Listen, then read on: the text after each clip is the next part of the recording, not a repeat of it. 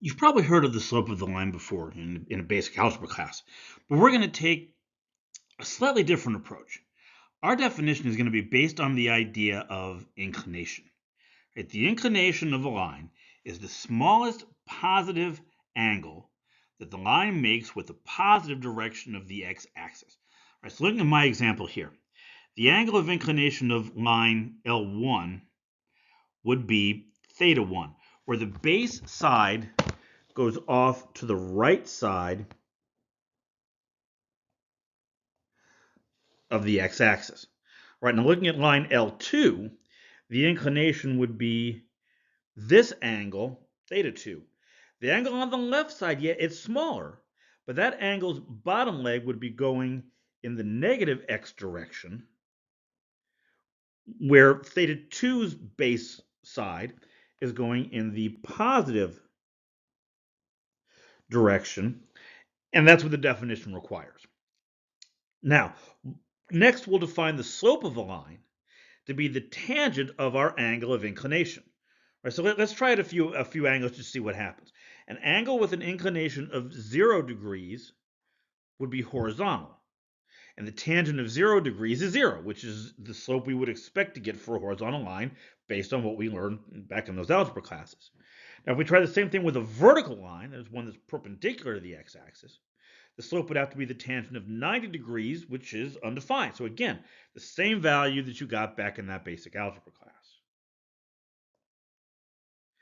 So how does the rise over run formula that you learned in that previous class fit into this? Because one thing mathematicians hate to do is replace or create duplicates of concepts. So we'd really like our tangent of the inclination angle to match the standard algebra definition.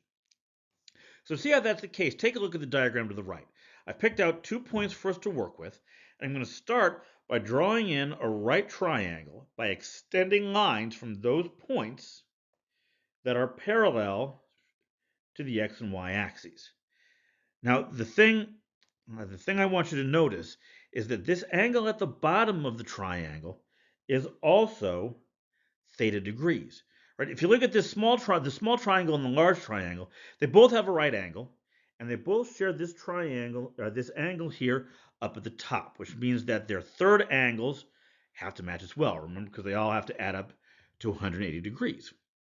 Now, next, think about the lengths of the sides in the triangle. Right? The length of the vertical side is y1 minus y2.